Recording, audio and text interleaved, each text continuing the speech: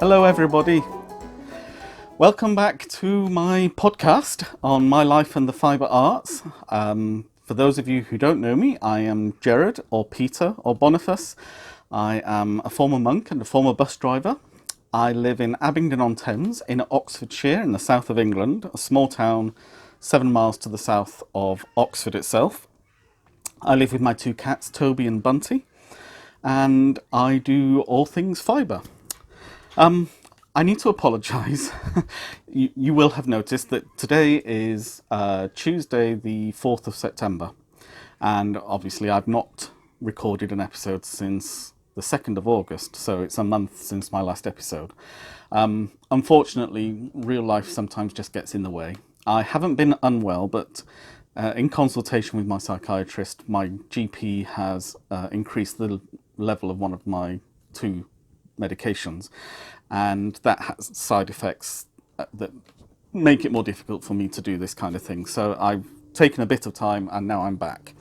I am definitely now on a much more even keel. Everything at work and in my private life is beginning to settle down, and the way forward is becoming much clearer. So we're not quite out of the woods yet, but we're getting to the point where I can see the edge of the woods and the green fields beyond. So we're nearly there.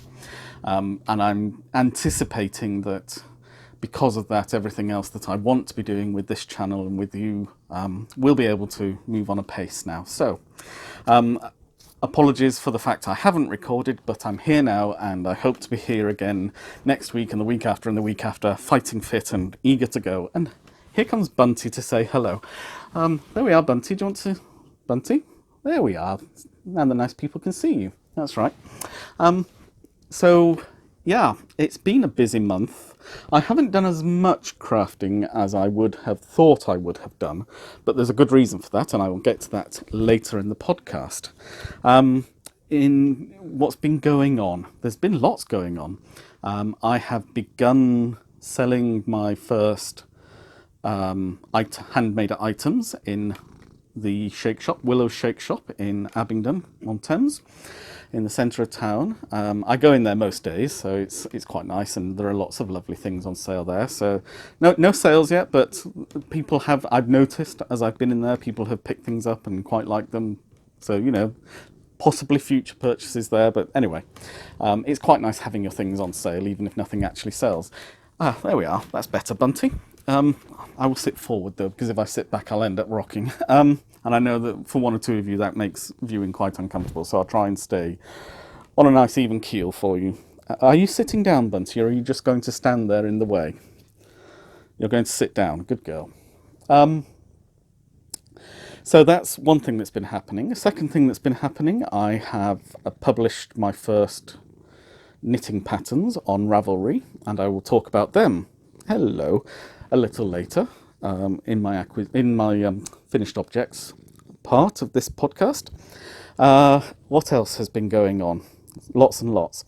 I went on Saturday to the Southern Wool Show, which was a yarn event at Newbury Racecourse. Newbury is a town of 20 miles to the south of Abingdon, maybe 30. Something like that, due south, so it's in West Berkshire, so it's going straight down the country, so you've got Oxford, Abingdon, and then it's going past Newbury, down to the south coast. And I was invited to go there by a new friend, who is a very nice lady, who is part of the crochet groups in Masons, and I have got to know her over the last few weeks, and she and her twin sister invited me along on Saturday for this wool show. I spent far too much money, but I will talk about the acquisitions that I made there. I didn't get to record very much because I didn't realise what I was going to until I was there. I hadn't foreplanned it, so I hadn't got in my head what I wanted to do. So unfortunately there is virtually nothing of the actual event, but I will show you what I've got. And it was really lovely meeting people and having a chat about what they're doing. Some stall holders were slightly more flustered and under pressure than others, but it was a very nice, positive event all round. It was the first time the Southern Wolf show has been held. But as I say, I'll talk about that further on when I get to my acquisitions. What else have we had going on, Bunty? Can you remember? Is there anything else that's happened that I don't know that I've mentioned? I don't think there is. Toby is just sitting in front of me, by the way, watching a fly, I think. Could be a spider. But anyway, if it doesn't get out of the way soon, it will be a dead whatever. So, without any further ado then, that's right, Bunty, you sit down on the lap just in the wrong place for me. I will talk about my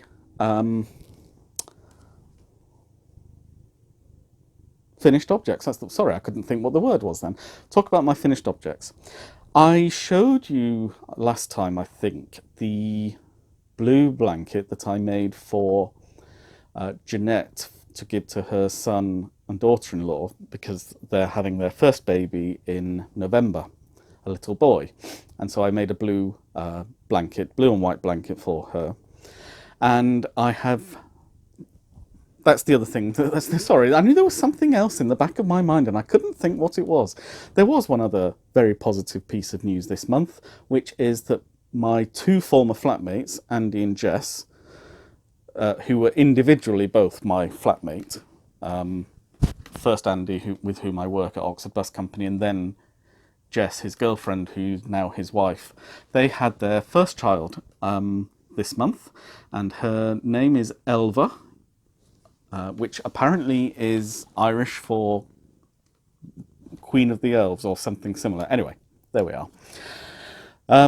And she was £9 6 ounces, so she was a big baby, and she's doing extremely well, and they are both now suffering from baby brain, having really not slept a full night since her arrival. Apparently all she does is sleep and drink and the other, so pretty much as every newborn baby does. Anyway, I have made, and yet haven't yet quite, I've slightly caught out by the time, I haven't weaved in all the ends, but I've made a lovely peach and white blanket for them on my knitting machine. That's right, Bunty, you move out of the way while I show the nice people. It's the same design as before, and with the panels latched together, and I've just given it a nice crocheted edge, which I think I did, if I'm correct. Yes, I did. I did this UK terms, I did double crochets, and then 2 rows of half trebles, then a row of trebles and 2 chains in the white, and then swapped back and did a further row of trebles before I did before I did a stitch that I know as the pie crust stitch, because that's what my mother called it, but I believe is called the crab stitch, which is a double crochet done back, which would be a single crochet American, but done from left to right instead of from right to left. Is that right? Do you normally? Yes. Yes. So you're working from, you don't turn at the end, you just then work back along the row, and it gives this lovely finished edge, which just finishes off the whole blanket a treat, I think. So, and it's called a pie edge, or a pie crust edge, I think because it looks like one of the rolled edges that you get on handmade hot pastry pies, like pork pies and the like. So I will get this into a bag and get it sent, well, I'll take it over and go and see the new baby as soon as possible, but that was my first finished object. So that was made on the knitting machine. My second finished object, oh, I should say, sorry, this is soft peach and white in the Stylecraft Special DK. I think I mentioned the last time, I prefer to use Stylecraft Special as my go-to acrylic. It's probably I think is definitely the softest and the most consistently soft of the acrylic yarns that are available here in the UK. And I use acrylic for baby blankets simply because I don't know whether the baby has any wool sensitivities and the like. I'm more than happy to make another one if they want a woolen one, but because baby can have 2 blankets, I don't mind. But it's that's the Stylecraft Special DK.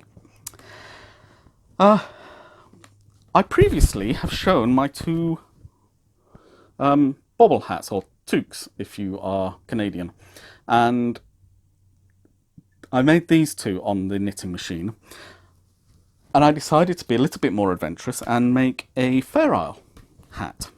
I made it slightly smaller, so it's just fewer stitches, basically, as you might imagine, because it's knit as a flat panel and then stitched up the back.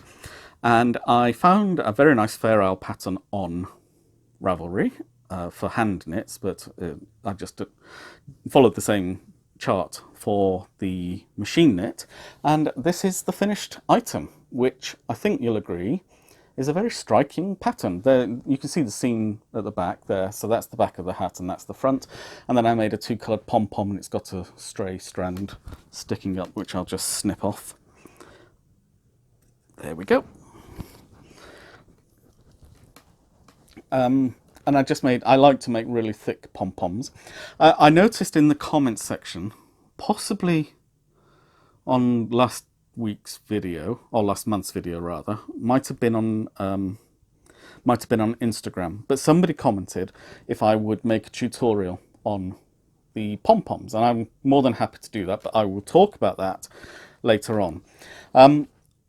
Fair Isle on a knitting machine is a little bit involved in that for each row of the chart you actually have to have two passes of the carriage. So normally you move the carriage from the right to the left and then knit back from the left to the right and right to the left and left to the right and just increase the rows. But with the Fair Isle, because of the settings that you use for which needles are in work and which are not in work, you go across using the main yarn and then go across again. So you lift the carriage off and take it back to the beginning and then go again for the contrast, and then you do the main coming back and then you take it off and put it back and do the contrast back. So this I think was a 24 row pattern, but in fact it took something like 40. It wasn't quite 48, it was something like 42, because for the repeat lines where it just the stripe at the top, for example, where it's just back and forth in the white, you don't have to do two passes for one row kind of thing. But yes, I was really pleased with the way this came out, and it's as I say, it's a small. Again, this was the Starcraft special. It's incredibly warm. I can feel it warm on my hand as I'm filming this, so it will be very nice and snug for some little girl in the winter. I haven't decided which little girl yet, but I'm sure that one of my many great nieces, I can think of Charlotte off the top of my head, possibly Emma, will want to have it. So this will be probably going up north with me when I go up for the party soon. Excuse me a second, I just want a drink of water.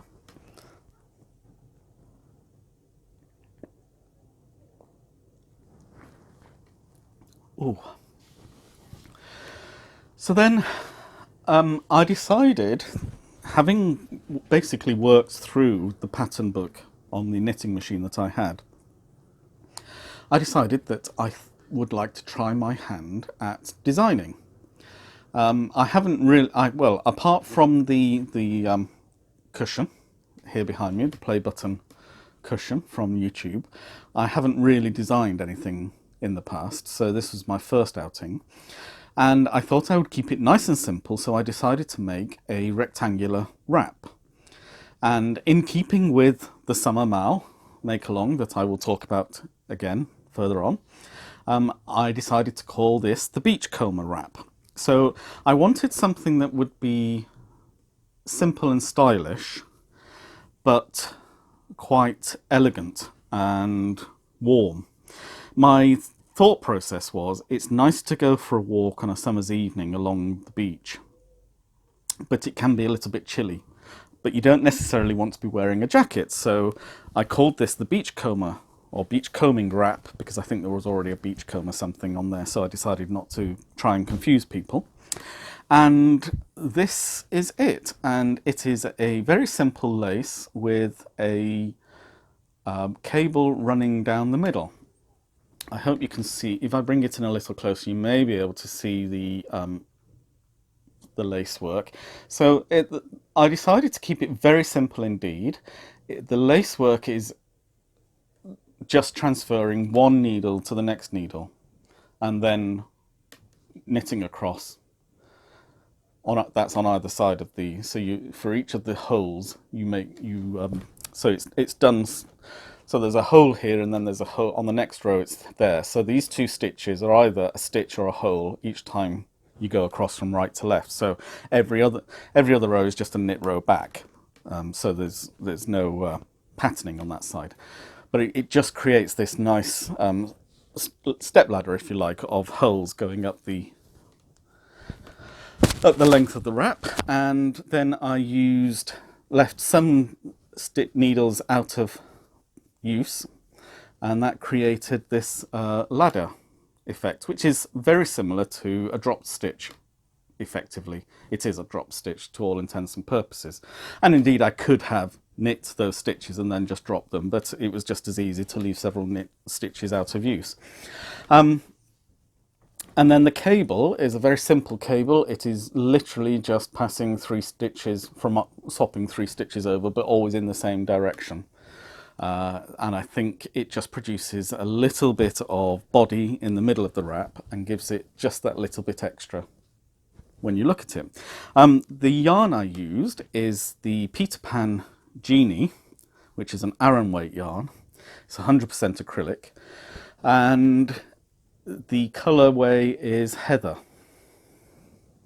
And because it's quite a lacy wrap, the fact that I've used a heavier yarn is mitigated by the lace work, so it just gives it a very light and airy feel, but it is incredibly warm at the same time. So that is the wrap. I'm probably not displaying it to its best because there's lights behind and all the rest of it, but there we are. And so that was my first design, and that's the machine knit version. And then I decided that I would make a hand knit version of the same. And on this occasion, because you can't leave a needle out of use as you can on the machine, I did in fact knit the stitch and then dropped it at the end.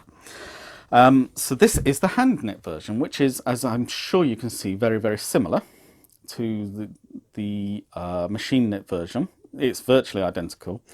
This yarn is this one is one of the yarns that I got for £1 a ball from Masons, so it's a very good. It's Adriafil Fiore. The colour is number 84. It doesn't have a name. It's multicoloured, so it's a pink and cream yarn. Always reminds me of rhubarb and custard. There's a little bit of yellow, a little bit of orange, a little bit of lavender in it, and it produces this lovely banding effect across the whole of the wrap. So it's a very simple rectangular wrap. It's the same number of stitches on every row, and all that happens, I decided to keep it very simple. So instead of doing SSKs and knit 2 togethers, all of the increases are yarn overs and all of the decreases are knit 2 together. So where there's an increase, there's a corresponding decrease, and vice versa. I have also written up this pattern, and this pattern is also available on Ravelry, and I have included a chart with both of them for those of you who prefer charts to written instructions. I have, for the length of our summer mal, and in fact, because I'm so delayed in recording for you, I have a coupon code for you, which is summer mal. And if you put that into the checkout on Ravelry, you'll get 50% off the patterns in September and October. So any of you who are interested in hand knitting or machine knitting, please do go along and check those out. So those are my finished objects, and it's interesting to compare the two. In terms of the size of the item, they are pretty much the same size as you would expect. The machine knit, because I was designing it, it took me about 2 to 3 hours to finalise the design, and then about 40 minutes to knit the wrap. With the hand knit, it took me almost no time at all to convert the machine instructions to hand instructions. But in order to make the hand knit, it took me about 6 days because I'm not a very fast knitter and I did have other things to do as well. But that's just an interesting contrast that you end up with two very similar items. Oh, by the way, I should have said this Giada, is it the Giada? No, it's the Fiore. This Fiore is 100% cotton and it's incredibly soft. I'm really surprised how soft it is. This is actually a DK weight cotton, and this, as I say, is an Aran weight. But they actually feel about the same. It's just interesting that sometimes something is labelled a DK and labelled an Aran, but they're often very close to each other, even though technically one is half as thick again. But I think it just depends upon the nature of the fibre and how it's processed and all that kind of thing. And I should have said I use 250 grams on each, which, well, I've put the yardage on the actual pattern, so they've got full instructions on the pattern. So if you're interested, do pop along to the Ravelry store, and I'll put the description down below for those of you who are interested, and then you can pop along, and don't forget the coupon code. So that is it in terms of my finished objects. My whips are pretty much everything that you've seen before. I haven't, the last few days, probably the last week, I just haven't done any crafting of any consequence. I've done little bits and pieces, but I've been making lots of adjustments and having to prepare lots of things, so it's kind of just gotten away from me this week. But that's fine. I never put myself under any pressure for my crafting. I do it because I enjoy doing it, and so it's nice to be able to produce designs and give gifts and all that kind of thing, and it is wonderful. But at the same time, if I don't want to do something, I'm not going to pressure myself into doing it, because I just don't think that's a good way forward. Now, acquisitions. I guess my first acquisition you can see up here on this. Oh, sorry. There we are. It's very peculiar trying to point behind oneself. That is Octavia, and she is a beautiful, cute little owl that I found again in Oxfam. In fact, little ceramic owl, and she has the most adorable face. So she's Octavia, and she's joined my little family of owls and teapots and the like in my corner cupboard, looking out at me plaintively. Whilst I was in Oxfam, I also bought myself a pouch, and I wasn't sure on the size, but when I got home I discovered that it is basically the size of a sock bag, because I was able to put 250-gram cakes of yarn and the socks I was knitting at the time into the bag and the pattern with plenty of room, and a bag of lavender that I always keep in my project bags, a little bag of lavender. Everything then smells beautiful when you take them out. And that's this absolutely gorgeous pouch. This is made in India by artisans, and is then distributed for them by a company called Aspirations in New Delhi, which is a fair trade company, and Oxfam buy these in order to sell in their shops. And by being fair trade, the vast majority of the money that's made from these is actually made by the people who made them, rather than by the middlemen. They do all take their cut, but it's a much more reasonable cut, which allows these artisans overseas to then make a living by selling their beautiful items to people like me. And it's a lovely orange, almost a burnt orange colour fabric inside, and it's really, really sturdy. It feels incredibly robust because of the embroidery on the outside. I would imagine, it certainly looks like it's done by embroidery machines, but that doesn't make it any the less attractive or any the less hand make. As you know, I use a knitting machine. I'm not averse to people using the tools that are available. It still has all the lovely quality of a handmade item, and particularly this lovely binding around the edges, which really gives it a nice robust finish. So very reasonably priced as well, and it's money that's going directly back to the artisans involved, so it's giving them the opportunity to sell their wares on an international market. Other acquisitions, I have bought quite a bit of wool and yarn and things. I know, I keep saying I won't, but in my defense, the knitting machine is voracious. I cannot give it enough yarn. Excuse me a second.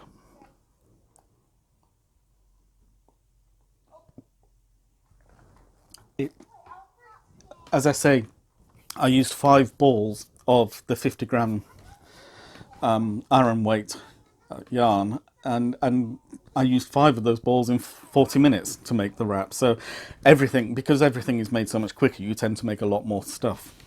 So that's my intention. So first things first, I was able to get, again, because it was reduced, some more of the duo cotton, but this time in the red or the pink, reddish pink and white candy stripe. So I think I've got 6 of these, I think. So I will be giving at least some of this away as one of the prizes, or part of the prizes in the Summer Make-Along, which I hope you're all taking part in. I have noticed there's been activity on the Ravelry group. I just haven't got in there, but I will be going in there and starting to engage a little bit more than I have been.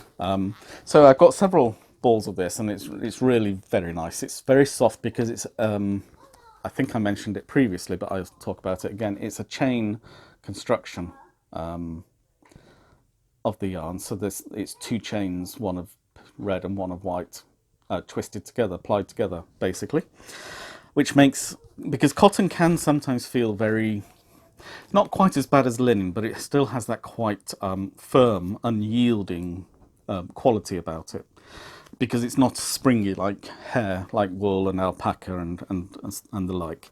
So it can be very, hello you two. Sorry, I'm just being watched avidly by 2 cats. Hello.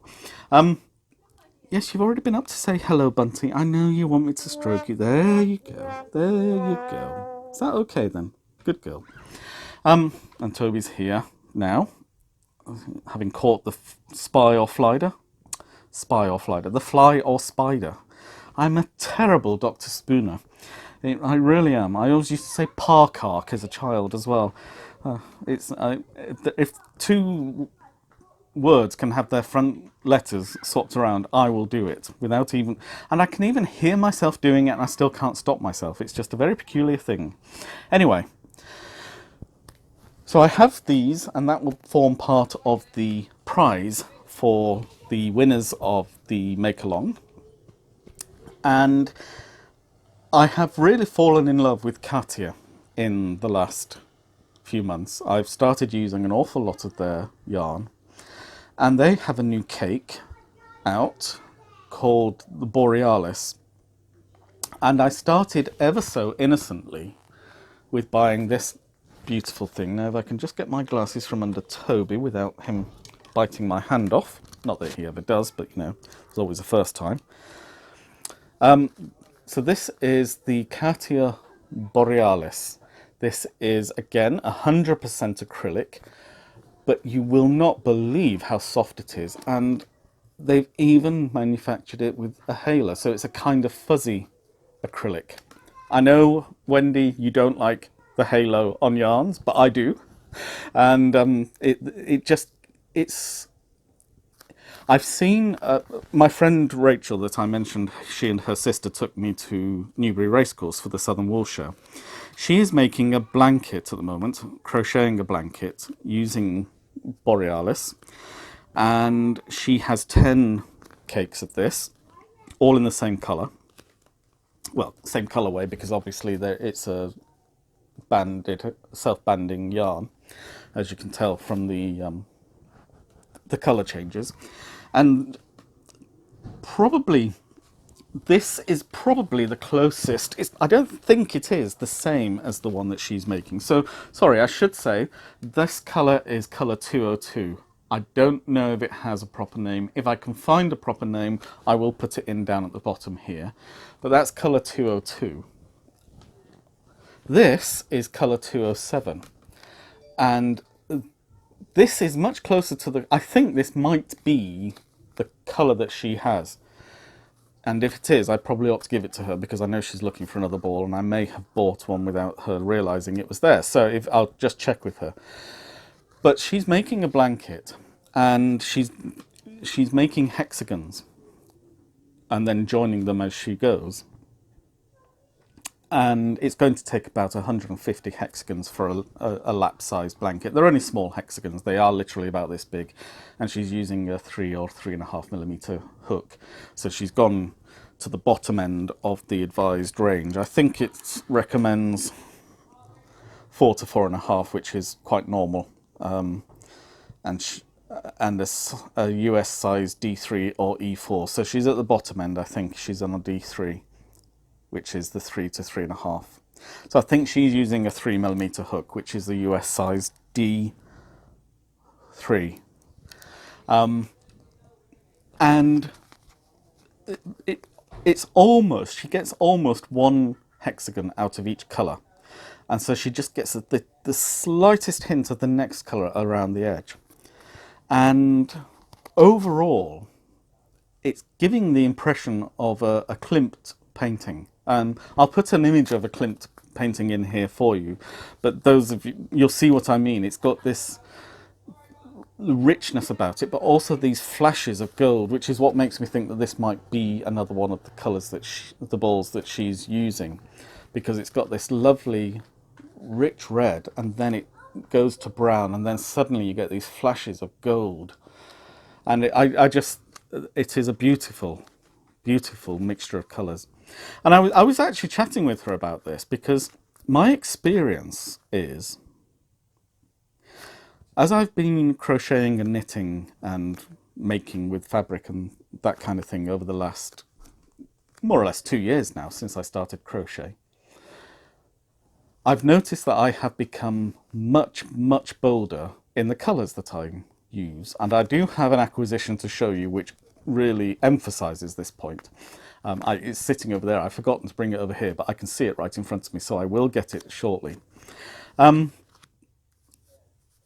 I am very comfortable now using really quite bright splashes of colour and colours together that perhaps in the past I certainly wouldn't have done. Sorry if there's any background noise. My flatmate's just in and he's talking on his telephone in the room next door, but it's his day off today. He won't disturb us, but it's just if you hear anything off, it's nothing untoward or strange. I also have the window open, so you might hear people outside too. But you know, I'm not in a recording studio. I'm sitting in my little craft area, so these are the noises that you get sometimes. But I have found that I am very adventurous now with colour. But I'm also aware of that a lot of the people I speak with are very timid. Timid isn't the right word. They want to use colour, but they're not sure that colours go together. And I think that's where these cakes have really touched a nerve with a lot of people, because the designers do have that sense of colour. And what they're bringing us is the sense that even in this red and brown and orange and yellow mixture, there is bluish grey. That these colours are not to be excluded just because they're not part of the main theme. They still have a role to play, which brings out those richer colours that are the dominant theme of the yarn. So I think it's significant how many different types of cake there now are since Karen introduced their first cake to celebrate their 100 years. I think it was 100 years. Whatever the birthday it was, I think it was 100 years. They've done a great service to the knitting and crochet world, I would say, because the range of colours and yarn types and just the extra ability that gives all of us to be more adventurous with the colours that we choose to use, I think is a tremendous gift and a tremendous step forward. Certainly, I find for myself, and I'm sure other people do as well. Having bought the blue and the red, those are very safe options. I have multiple balls of most of these, not the red one, but the others I do. I then saw colour 203, and actually I don't need my glasses on for this because it's the same as the others now. I'll pop those there, and this is it. And this is what I'm saying about really adventurous, because I'm not sure I would ever have put these teals and greens and blues in with these russets and browns and reds. And if you see the very centre, it really is a much lighter tone than everything else before it. And there you've got these lovely burgundy reds and these russet browns, and then teal and almost a dark green, bottle green almost, running through it. And I just think that colour combination in itself is quite something. But because of the russet and the burgundy and the little bits of yellow that are flecked through, and because of the bluish grey and the green and the yellow that's flecked through this, I would have no problem putting those two together. At the moment they look not as if they have much in common, but if you then introduce, sorry if I'm banging my my microscope, no, not my microscope, my microphone. So, I was thinking microscope, I'm not looking at anything. No, my microphone. This is, I tell you, my brain is like jelly at the moment, but it's getting better. But if you then put all three of these colours together, because each of them has a little bit of the colour of the other two in there, they suddenly start to blend, and you could actually see using those three together.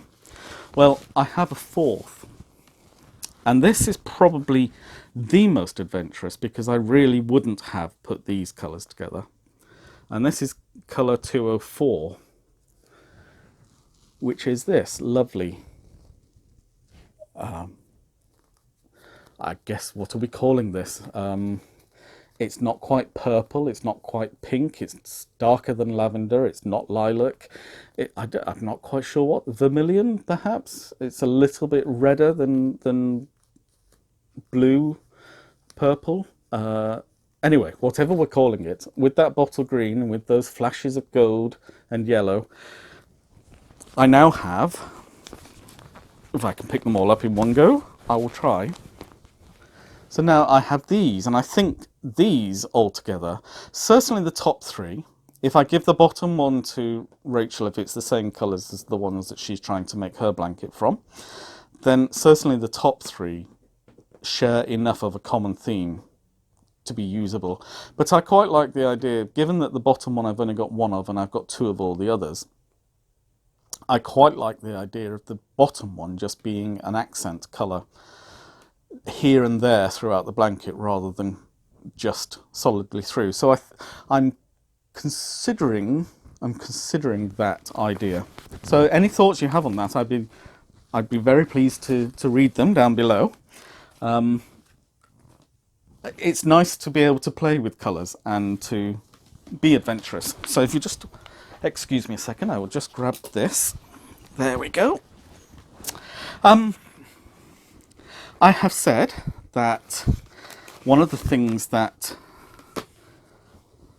Jeanette does in her shop is allows local makers to sell their wares, and she has found a remarkable maker.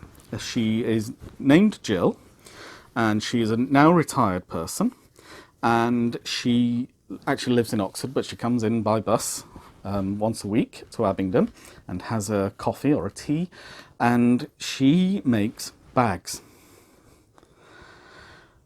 And she uses really attractive fabrics, but she is a very, very skillful bag maker. And I saw this tote bag and I thought I just have to have it. And here it is. I just love this bag. I now take this bag with me wherever I go. It's got a lovely lime green polka dot interior, which really complements the orange cats. For those of you who may remember that far back, I have it here. This is my cushion from IKEA. Whoops, upside down. This is my cushion cats from IKEA, and as you can see, it is the same print, but larger, and obviously orange, not black. So I saw it, I had to have it. Jeanette wasn't happy because she wanted to have it, but the quality of the construction, not just the matching straps, which is as you would expect, but to cut the fabric perfectly straight, sew it perfectly straight across. She covers her own buttons with the fabric, makes a nice little fastening that just fastens over the button. Good sturdy interfacing, so it has some body about it, and actually sews the bottom in as well using this. I think there is some kind of, I think it may be some kind of card or other, maybe Aida, but there is something which gives it a nice firm rounded base. So I just love it. As I say, I take it with me everywhere now. Wherever I go, I'm carrying my bag and I carry my knitting or whatever else in it, and I just sit and look at beautiful things and think beautiful things as I go. As somebody asked me, do you not feel a little bit self-conscious carrying a bright orange cat bag around as a man? And I suppose, yes, you could do, but my philosophy at the moment is I will be 50 in less than 3 weeks. And I'm not sure that I actually care what somebody I don't know might think about me, and somebody I'm never going to see again. It's not really at the forefront of my consciousness now to worry about such things. I think it's one of the interesting things I would say to a younger version of myself is, when you're a teenager, you just want to fit in. You spend so much of your life trying to be just like everybody else. But there comes a point in your life when actually you're just happy being who you are and not worrying about everything else. And I think I'm at that stage where I like that bag. I like the fabric. It makes me feel happy, and that's why I carry it around. And if other people don't like it, well, I can't control that. I'm sorry, but that's just the way it is. So that's my philosophy at the moment. How long that will last is anybody's guess, but at the moment that's my philosophy. I have many more acquisitions to get through, so if you'll just excuse me, I'll just have another drink of water. It's been a funny month because I've bought things, little bits and pieces here and there, and when you bring them all together in one big go, it kind of becomes a huge pile. I bought myself a nice pair of pinking shears. I've not got any pinking shears, so I found it's quite useful, particularly when I'm cutting up fabric for the edge that I'm leaving behind. I found that some of the fabrics I've used, they have begun to fray, so this hopefully will mitigate that to some extent. They were on special offer at Hobbycraft, I think. I got them for £6, which is nothing, and they're my colour as well. I do like pink and purple, as you know. So those are my... I'm sorry, Toby. I am going to have to take away your bed now because I need to show the nice people on my podcast. And I can't if you're sitting on it. There we go. I know, it's terrible, isn't it? I would complain to somebody if I were you. There must be an ombudsman to deal with cat beds. No? I don't know what he's looking at, but he's looking fixedly at a point over there. Anyway, so... as you know, I got Judy, my overlocker. I spoke about her the last time. I have used little bits and pieces, getting used to the setup and the tensioning and all that kind of thing. But I bought myself some nice jersey cotton. This is very cheap jersey cotton, just plain. And I will be making some samples with this because I think it's important to learn a new machine and understand its quirks and understand the tensioning and whether a 3-needle edge is better than a 4-needle edge and all that kind of thing. I have watched I was going to say Craftsy, but it's now Blueprint, Craftsy Unlimited, had a class on overlockers and the different types of stitches. So I've watched that once and found it very interesting, and I think I will watch it again whilst actually working on the overlocker this next time and start putting together some bits and pieces. And so cheap jersey cotton is a very good way to practice without worrying if I make a mistake that I've ruined, £15 worth of material, whereas in fact this I think was either £2.99 or £3.99 a metre, so it's not very expensive at all. So that's one piece of fabric. Let me just get those two then, Toby. I know you're on there, I know you are, I know, I'm sorry. There we go. Mason's had a bit of a sale on as well, so I saw this off-cut, I think it was. I love it, I do. This is so me.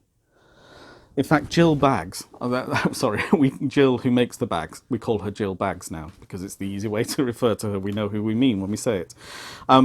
She has made a bag using William Morris material. It's really nice. I know my mother would really like the fabric. I'm only in two minds because I'm not sure that she needs a bag. With her Alzheimer's, she doesn't do things now. But it may be, it's something nice for her to have, and maybe she would use it. So I think I probably will get her that for her birthday. And some flowers. She does like flowers. I always have a nice bouquet of flowers sent when flowers are delivered to the door. I think it just gives you that sense of, ooh, kind of thing. So I will probably get some flowers sent to her for her birthday as well. I expect to be there for her birthday, but it's still nice to send flowers at the same time. And I use Interflora. I've never been let down once by Interflora. They are very reasonably priced and always reliable. So it's a safe bet for me. But yes, going back to this, I just absolutely love this fabric. It's just a repeated motif as you'd expect, so there's no difference on that side from this side. I'm just looking at you from one side or the other. I think this was an offcut. I now can't remember, but I think it was an offcut in Mason's wool shop because they also do upholstery fabric, and I think this was just a small piece, and I saw it and I thought, yes, I can make a lovely bag out of that, a lovely project bag or two. And I needed some more lining fabrics, and I do find that these are really nice fabrics. These are polycotton, whereas that was 100% cotton. Little flowers. I don't know if you can see because of the lighting. I think you probably can actually. But I've got several different types of this. I've got one in lilac, one in white. So it's white on white. But it actually works. Funnily enough, it really does work because of the texture as much as anything else. And it's always good to have different types of lining fabric. And this was also, this was a pre-cut piece, I think probably from the end of a roll. And so this was reduced as well, which is sewing machines. Lots and lots of lovely sewing machines. And again, I think because it's a light coloured fabric, this will work really well as the inside of a project bag. So that's that. Now,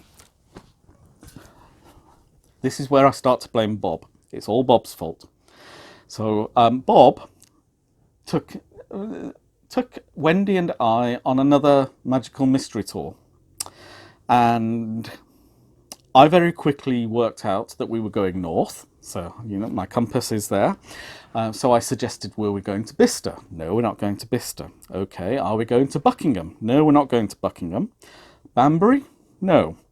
Well, Northampton then, I said, and fourth time was the charm. So we went to Northampton, and there is a fabric, to call it a shop would be to undersell it. It's a fabric warehouse, really. The Mill Shop is its name. I'll put all the details for you below.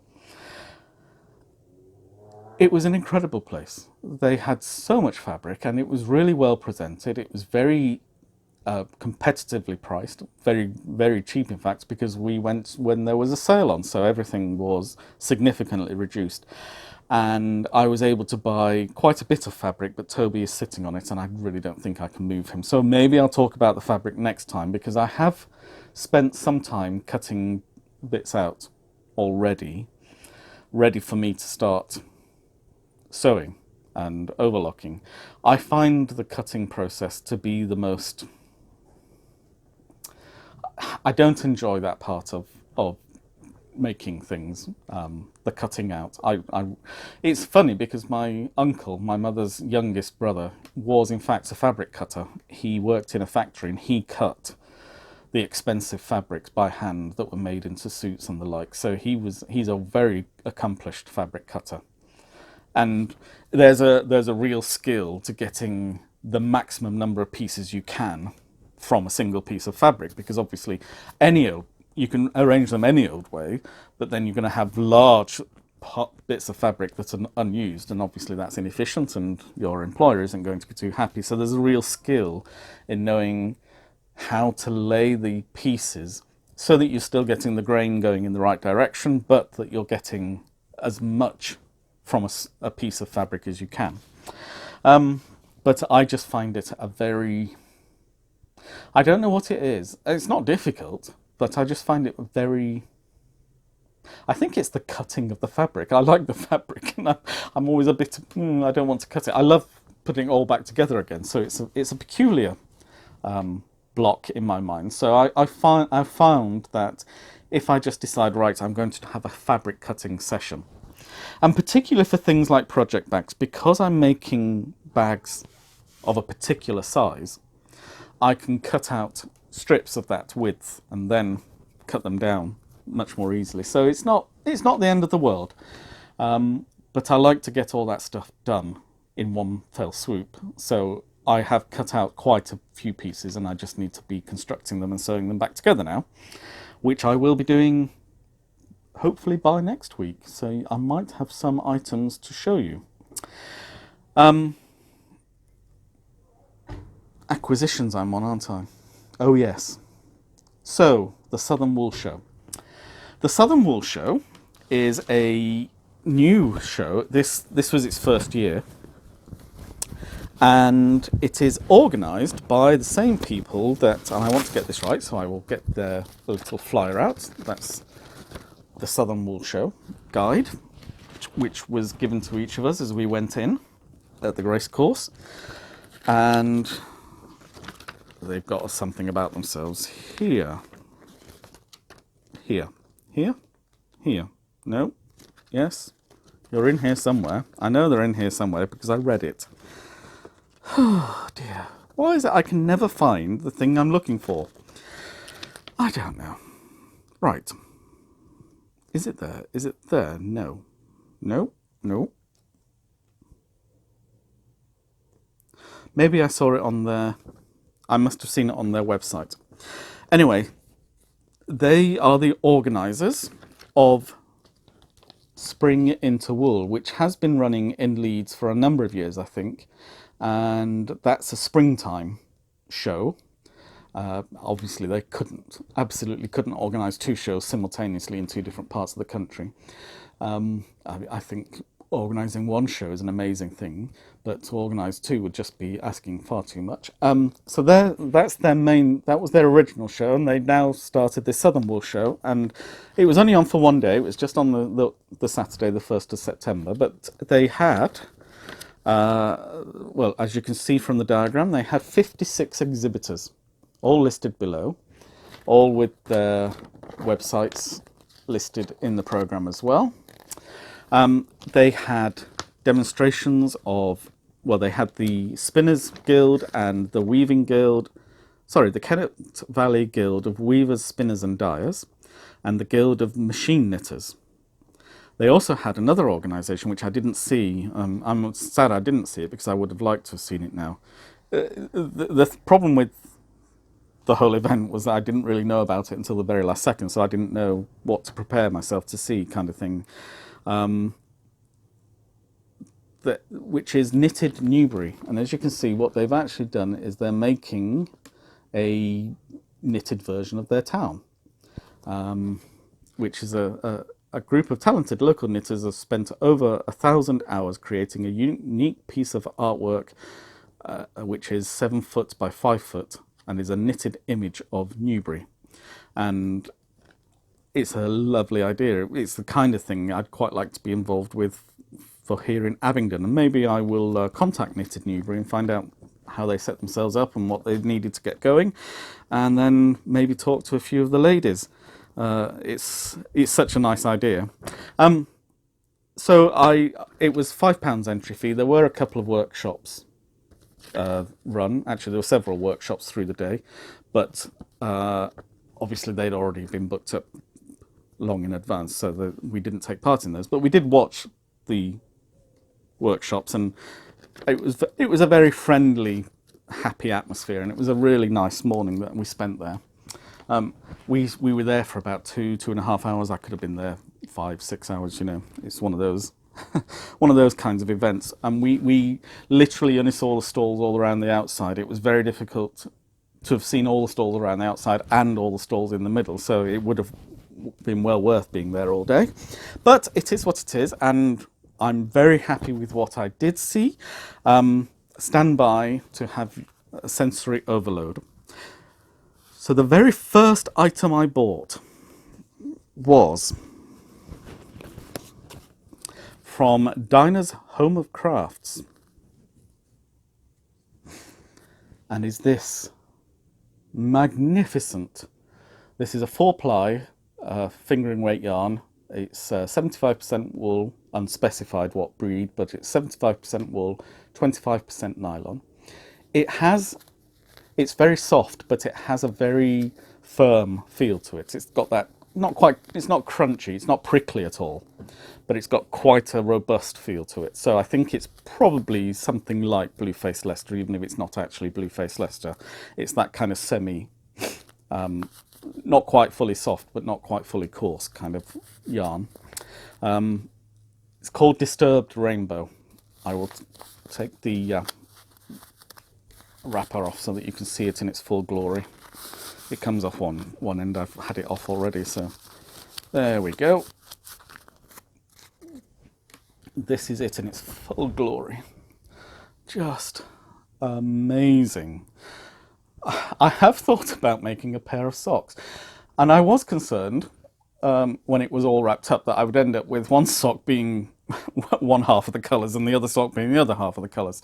But as you can see, it's actually a self-striping yarn, so I will very much look forward to making this into a pair of socks. Rainbows are my thing, and Disturbed Rainbow just about sums me up, really. Not quite all there, but still quite happy. I think it's disturbed because of the blending of the colours through. There's overlap all the way through, and it just gives that. It's not a crisp rainbow that you would get from using separate colours, and I like that. It's really, really soft. So I'll just wrap this back up. Bear with me a second. I'm not a great twister of hanks. There we go. We'll get there. That goes in there. Oh, all right, that goes in there. It goes the other way instead. I don't mind. There we go. All nicely done. And safely back. So I will... what I need to do, I need to get myself a Swift. I'm buying now so much more yarn in hanks that I really do need to invest in a Swift. I've used the back of a chair before now, but it's not the most efficient way of winding. And I do occasionally have to stop because bits have got tangled and it's suddenly not working the way it should. So I will at some point invest in proper equipment. At the same stall, I bought a little needle gauge from Higher Higher, which is, just love these things. I love sheep. They are, so it's got the millimeters on one side and it's got the US sizes on the other. I've noticed that as I've used my needles more and more, where they're printed the size on the side of the needle, the printing has become rubbed off, or is like my higher sharps themselves, so tiny. Even with my glasses and the magnifying glass, it's sometimes very difficult to see what the size is. But this is absolutely reliable. So I've tested it on my needles and it is correct. I'm a bit finicky like that. I don't quite trust that what they say it is actually what it is. But I can confirm that the sizes I've tried on here are the sizes of the needles that they're supposed to be. So that's reliable.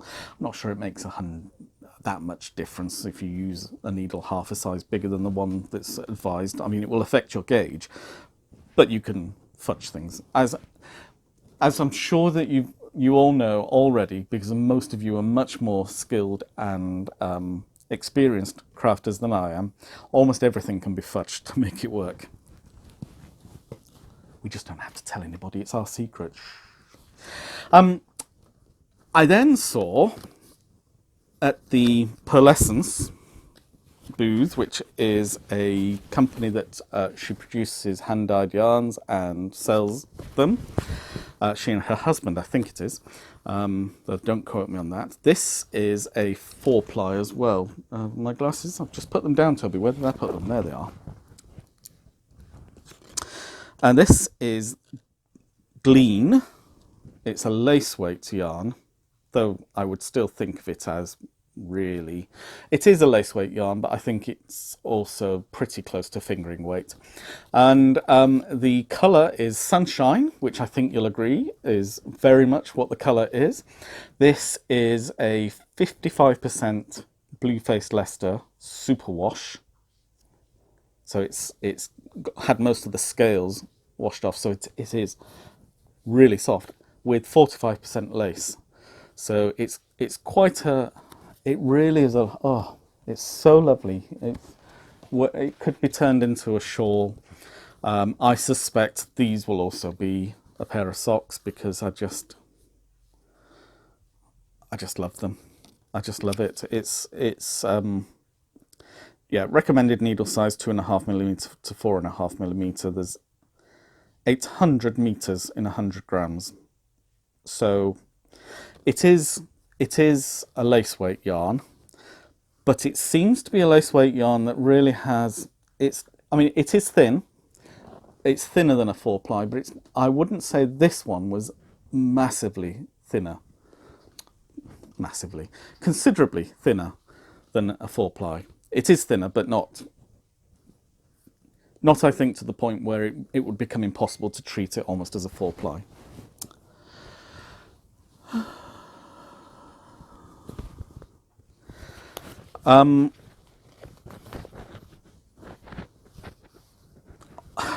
I then saw in the corner,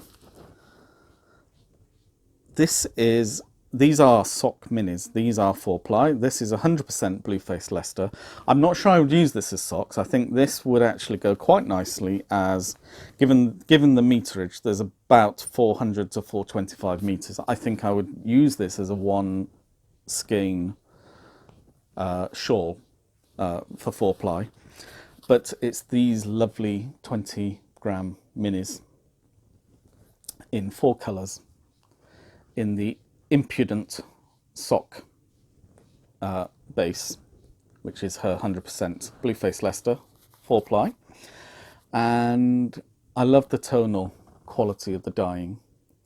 It's even the yellow has darker and brighter patches. It really, the purple, I think you're getting a very accurate... Bunty!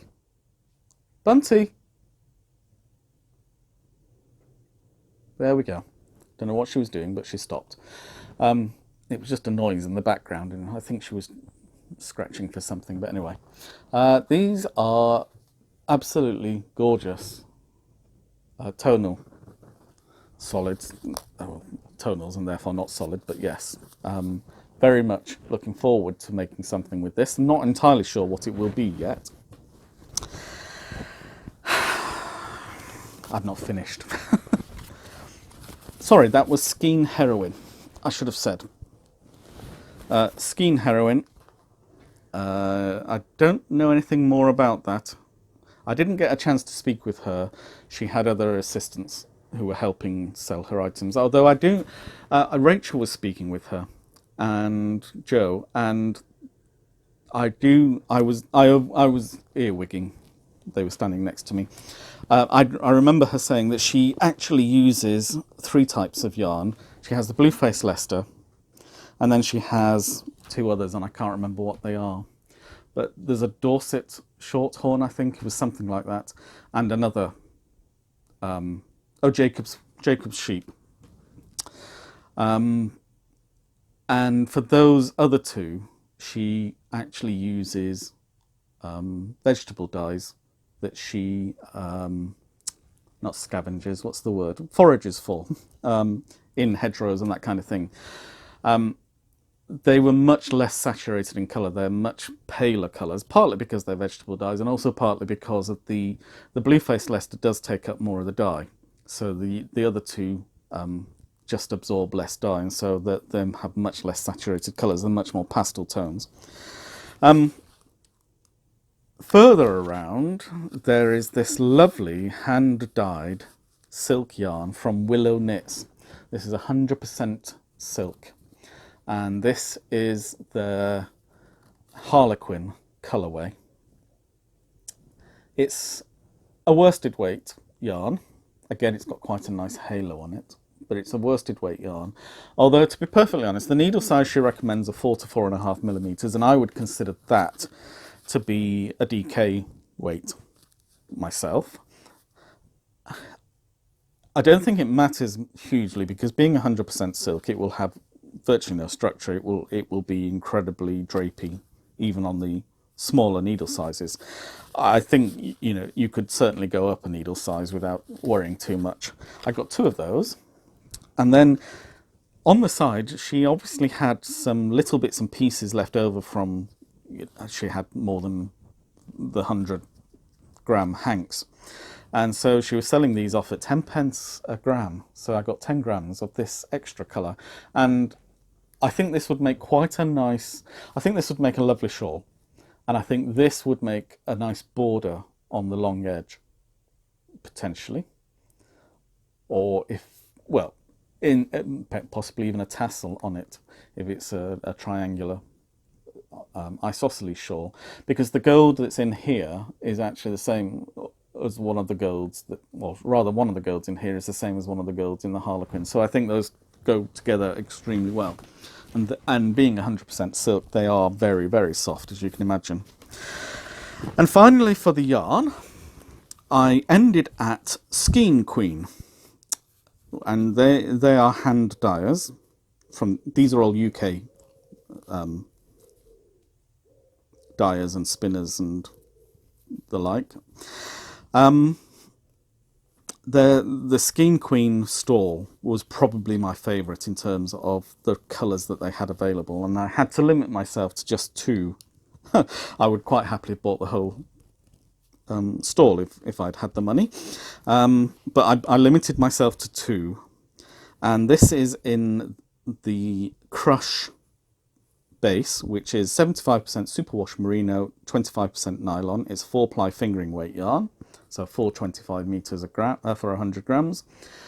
This is the Splash colourway, and it's blowing out a little bit because of the brightness of the sun at the moment. It's coming in from the window.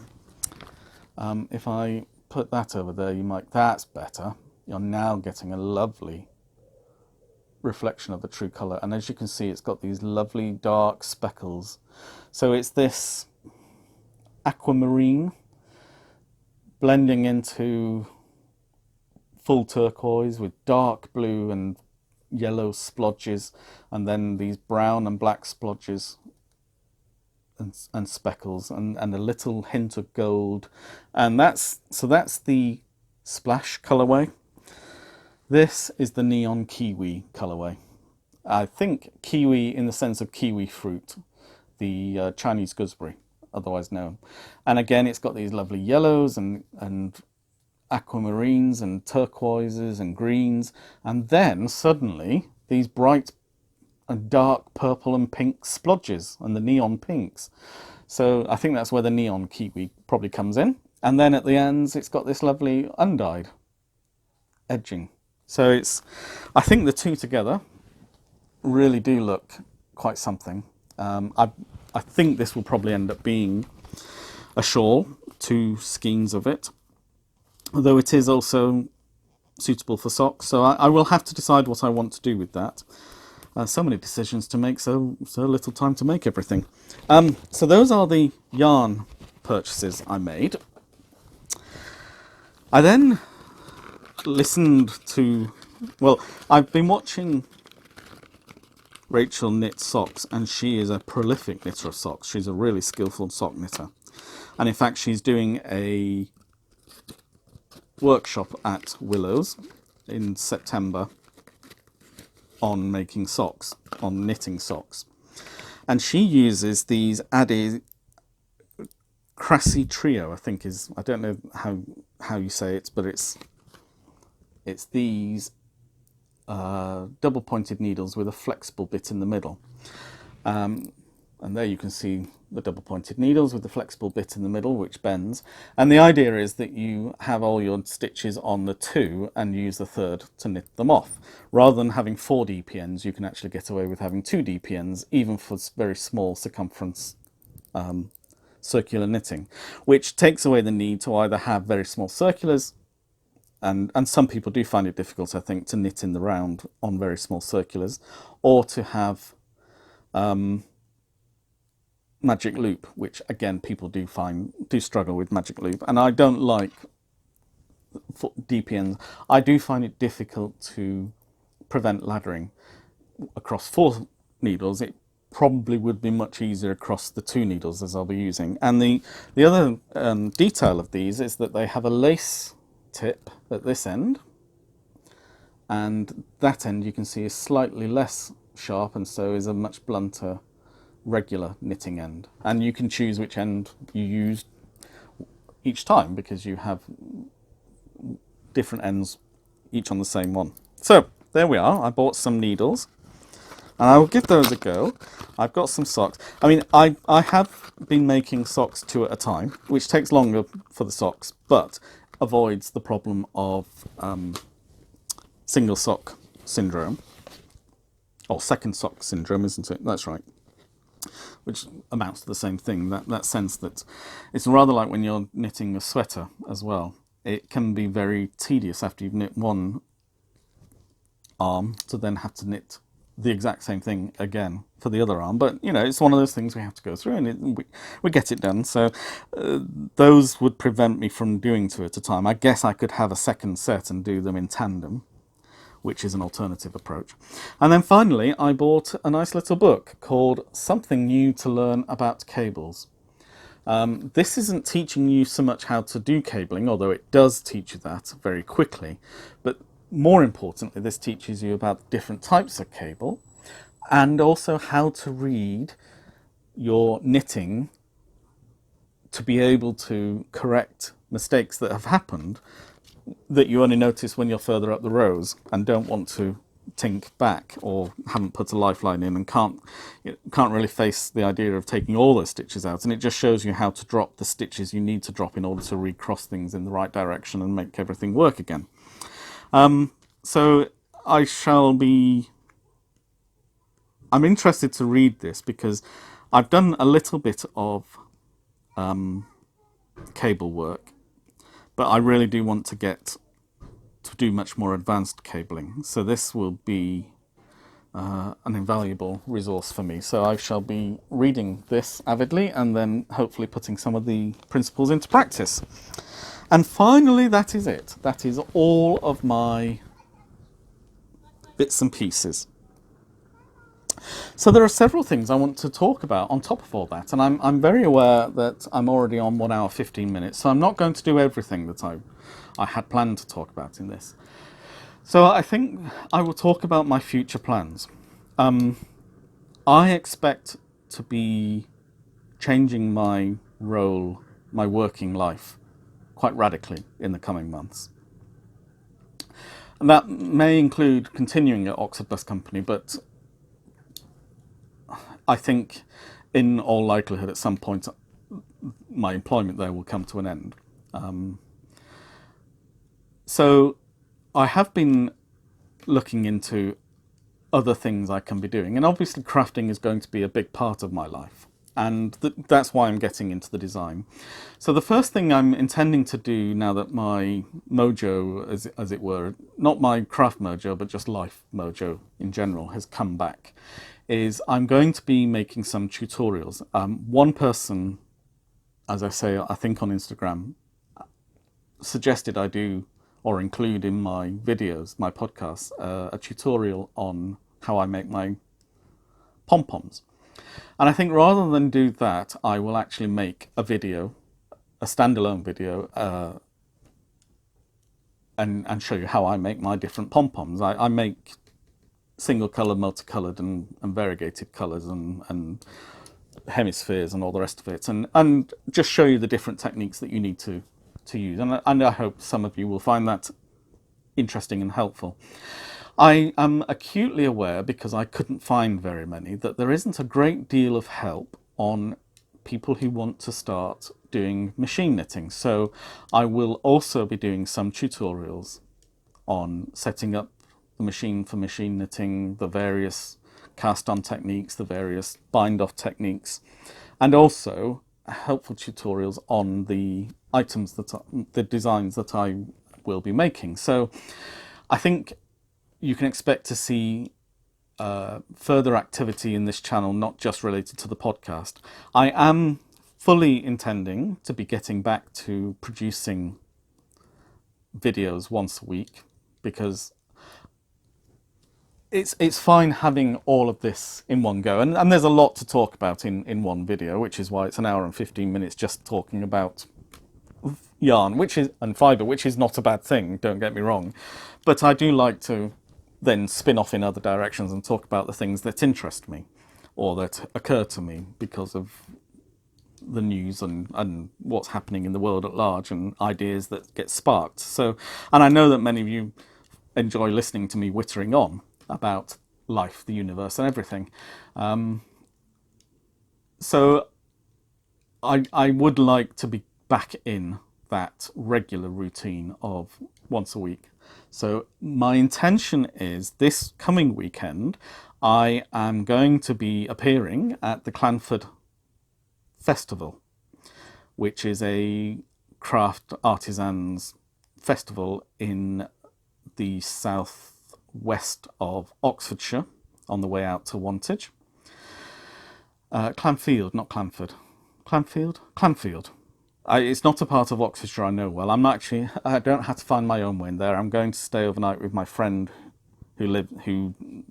Mike Baston, who makes the wire sculptures, because he's got a stall and he'll be selling. I'll be just going along to do a crochet demonstration. So I shall be taking along some of my bits and pieces that I've made, and I will be taking some hooks and some yarn. And so if anybody's in the area, do come along and say hello. But my hope is that at least one person will be inspired to start crocheting because of seeing the things that I've been making. So I will be taking along the camera and the microphone, and I hope to be able to film some stuff for inclusion in next week's video anyway. Because that's on Sunday, it'll probably be the Monday before the video gets uploaded, but I will work on it when I get home, and hopefully I will have something of interest for you. So I think I won't talk about anything else today. There are lots of other things, as I say, that I want to talk about, but I will save them either for next week or the week after. And in that case, I will sign off and just say, stay happy, stay well, stay safe, and keep crafting. So bye for now.